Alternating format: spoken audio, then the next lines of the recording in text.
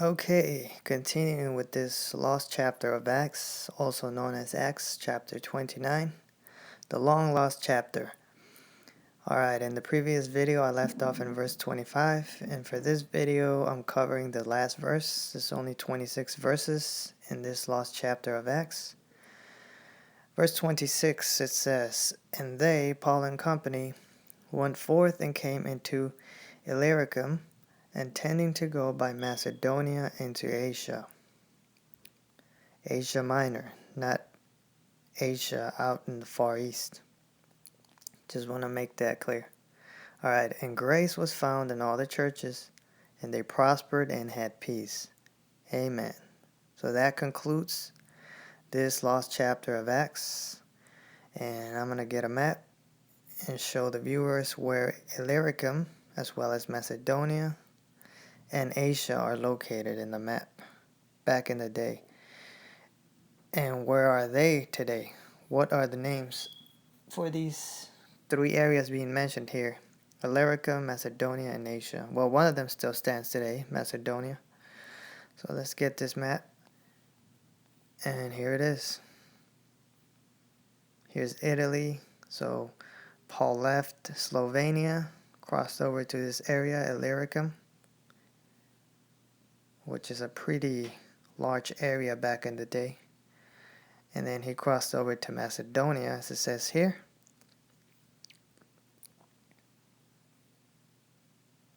So he went around.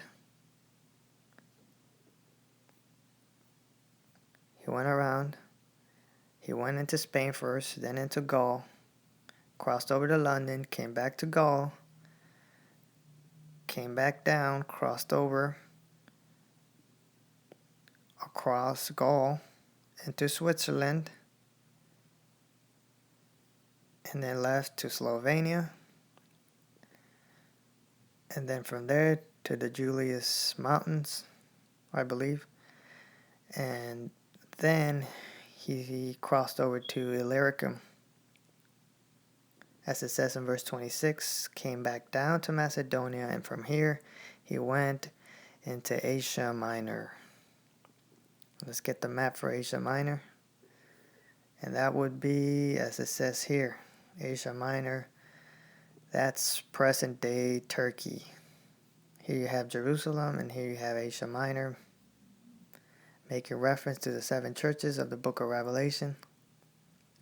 For those that don't know where the churches were located, they were located in Turkey, present day Turkey, towards the west of the country of Turkey. There's Greece, Italy. So Asia Minor would be present day Turkey, where the 7 churches of the book of Revelation are located. So going back, Macedonia still stands today. It's right on top of Greece. Sits right on top of Greece and Illyricum. So if you were to get a world map today, what countries would be Illyricum? Let's see. That whole area. If you were to get a present day map, basically Illyricum would be composed of Croatia, Bosnia, and Herzegovina. I think that's how you say it. Herzegovina, Bosnia and Herzegovina, as well as Montenegro, and the top region of Albania. So basically he crossed. Alright, so this is where he went. Going over this. Okay, so he came into Spain, crossed over to France, and from France he took a ship into the UK, Britain, crossed back into France, went into Switzerland, then came down to the Julius Alps in the northeast region of Italy,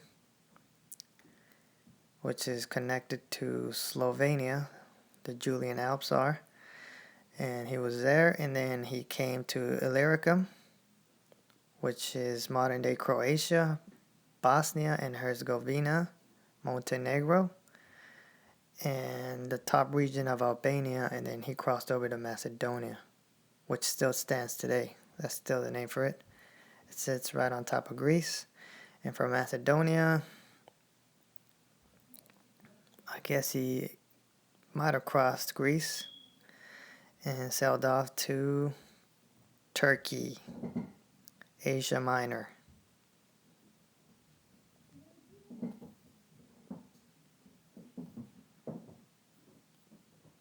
So there it is.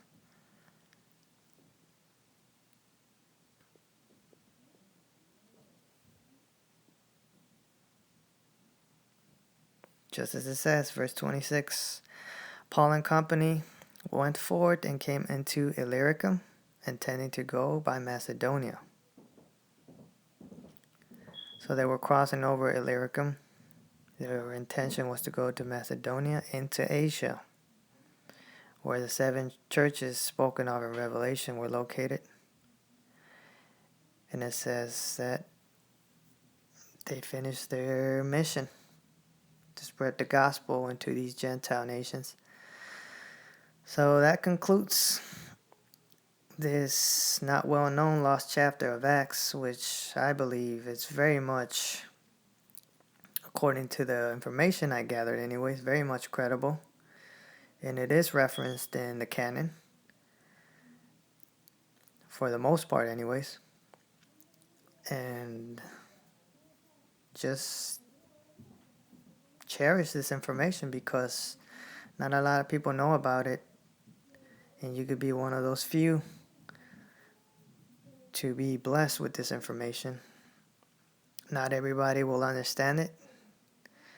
You have those that, are strictly canon only based believers, so they don't like looking outside extra biblical texts, They don't like looking into these extra biblical texts. But the canon itself mentions a lot of these extra biblical texts that for some reason or another are not included in the mainstream gospel. So the more you come to find out why it is thus, I think the more obvious and clear the reasons become. So on that note, I hope you all enjoyed this series on this lost chapter of Acts. God bless and be safe. Shalom.